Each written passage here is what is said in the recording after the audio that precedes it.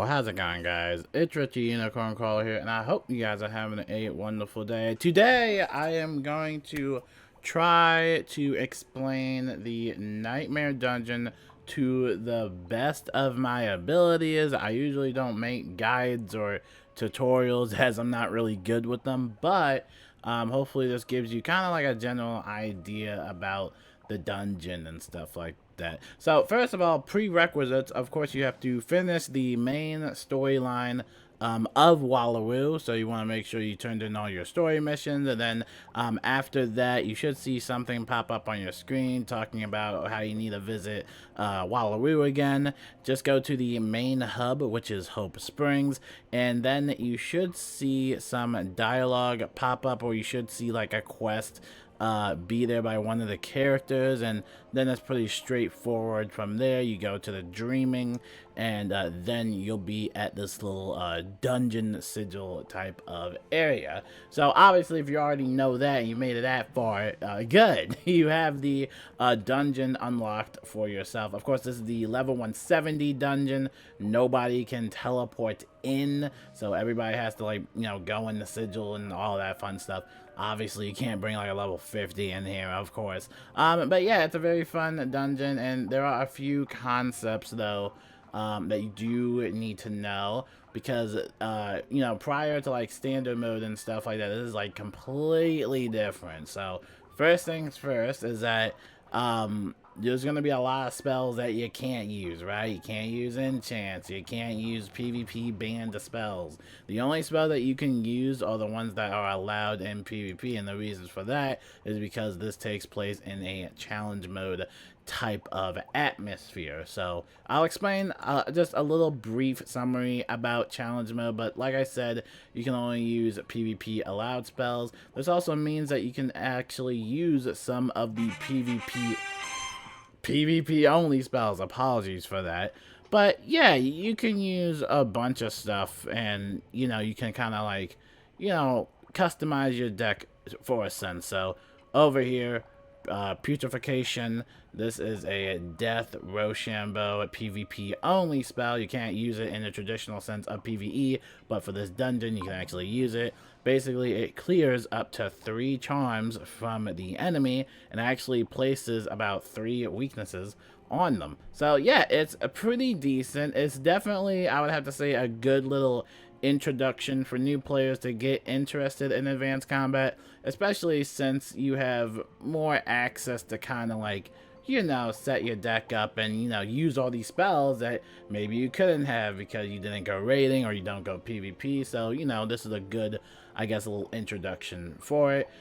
In the dungeon, you can use auras and stuff like that. You can do all that. I highly recommend Dark Surge. This will help with pip flow. You'll notice that you won't really be using your shadow spells as much, just because it does take a little bit of time to get your shadow spells, but I would highly recommend Dark Surge because that will also go in handy. So definitely make sure you check that out. But deck wise, I'm gonna be on the Croc fight. The Croc is basically one of the bosses that's a little tricky. You basically have to just like spam counter them multiple times. They have this thing called a Croc Ank, which you'll see further in the video.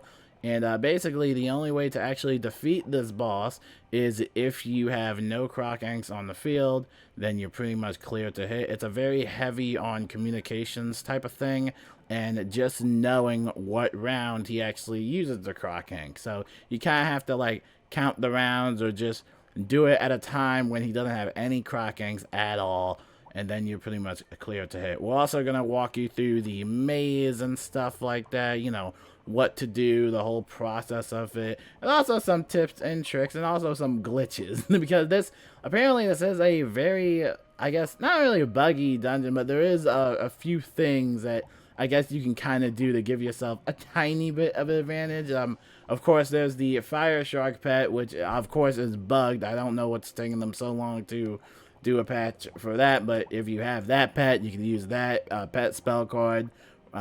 Pretty good for fire wizards. And of course, there are barriers and gaps that you can actually pass through within the dungeon. So when you get to the maze, and you see one of those big barriers, apparently you can actually just walk around it and just literally walk on the side. So obviously it's not intended to do that, but still, it will definitely save you some extra time, especially if you're trying to navigate the maze. Obviously, for the sake of this video, we're going to be doing the traditional sense to kind of give you a good flow of the portals and stuff like that. I don't know which portal I'm taking. I think I'm going to be taking purple or green on the Croc side, so I'm not sure, but we'll figure that out later. But yeah, main thing aside though, I am going to be playing Jade.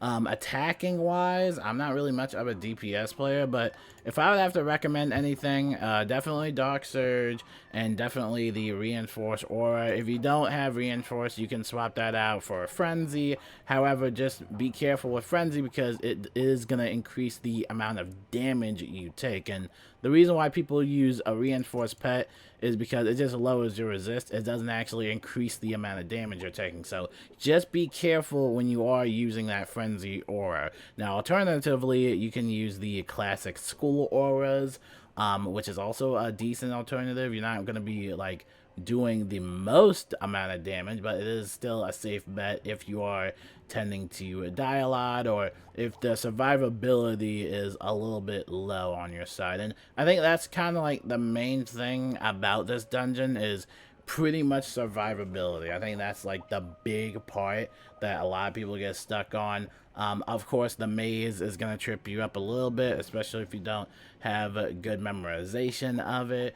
But after a few times playing it, you'll kind of get like the gist of it and stuff like that. Now, I'll show you more once we actually get into the dungeon. But the first step is to basically go to each idol, and what you're about to see soon. And basically, you have to click the idols at the same time, and then there will be these 4 portals. Each portal has a mob fight, and you basically do all those mob fights and stuff like that. Now, it is important to remember about Rochambeau, which I can actually put in the next slide, or I can actually pop it up here on Discord, but you want to make sure that you're familiar with Rochambeau.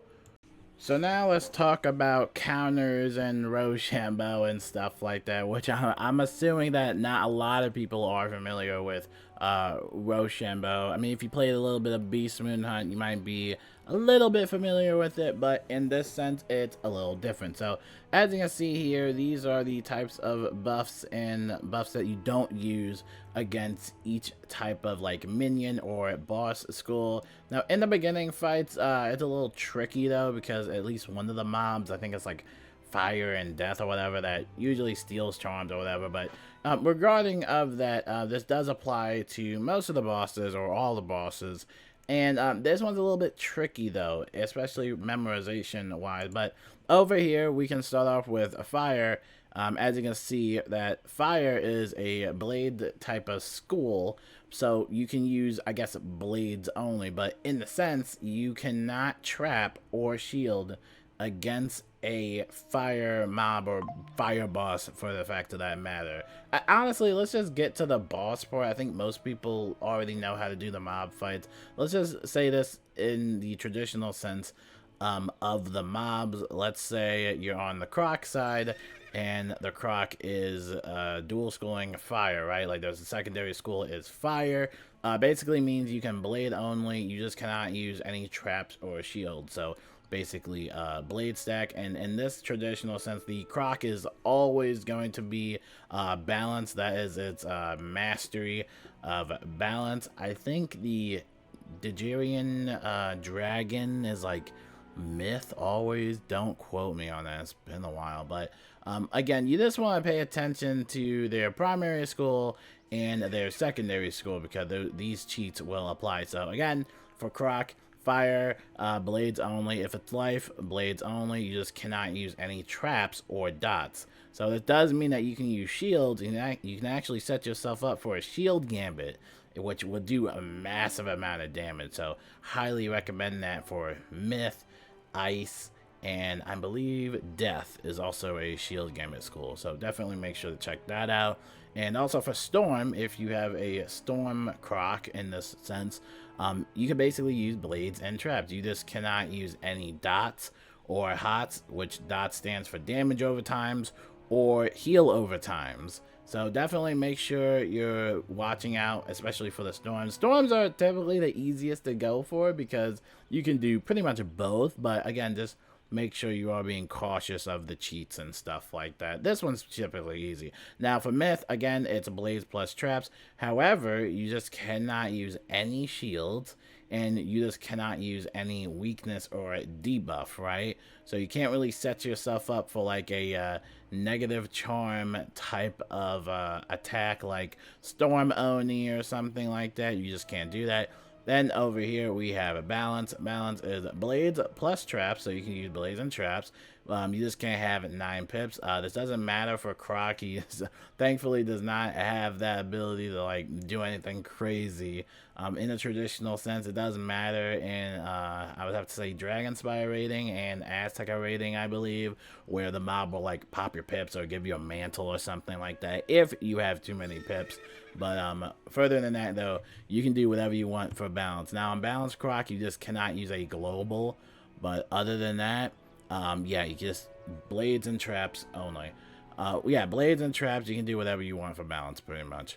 For ice, over here, ice. Now we're getting into the trap. Now, these are the hardest. These are typically the hardest bosses / minions to go for. Because now it's basically a trap stacking mob or boss, right? So if it's an ice mob or, you know, an ice boss in the secondary school, you can only use traps, right? You can only use traps. So you cannot use any blades and you cannot use any weaknesses as well. However, you could still use shields. So you can still set yourself up for a shield gambit. And that's when it comes to, you know, myth wizards or ice wizards or stuff like that that can set themselves up for like a shield gambit. Pretty fun stuff. You do a lot of damage. And then death. Death is also a pretty rough one too. Again, it's traps only. You just cannot use any blades or heal overtimes. Yep. Can't use any heal overtimes. And it doesn't matter if the heal overtime is protected, it always gets removed. So yes, this includes Pigsy. So if you're up against like a Death Croc, so you might as well just remove all your Pigsy spells and regenerate. Any heal overtime, it's just nada. So don't do that. Just stick with trap stacking only. And again, the shield gambits. If you're good with shield gambits, you'll do a massive amount of damage. So I would highly encourage that. Now, in this sense, let's say you get something crazy like an ice. Now, I don't think you'll get like an ice and fire boss, but in this sense, let's say you had an ice and fire boss. That basically means that you cannot do pretty much anything. You cannot trap because fire doesn't like traps, and you can't blade because ice doesn't like blades. So you're going to have to stick with heal overtimes or DOT gambits, right? Now, in that traditional sense that you probably won't run into anything wacky like that. Probably only the mobs are going to have that type of school condition. You can still use auras and globals and stuff like that, just accept that Croc. But further than that, you should be able to at least deal a decent amount of damage as long as you have the stats and the survivability and the health whiffs and stuff like that. You should be fine, right? Now Malice, which is the final boss, if you do somehow make it to Malice, right? Malice is always going to be a myth and fire. His class doesn't change. So for fire, you can do blades only. You just cannot use any traps or shields. And for myth, you can also do blades plus traps. Well, technically, you can't even do traps, obviously, because he's fire. So traps are no-go. Basically, blades only is the only thing you can use as a buff against, whatchamacallit, against him, right? I gotta check in with the, whatchamacallit, check in with the squad. Think we need a replacement already, you know.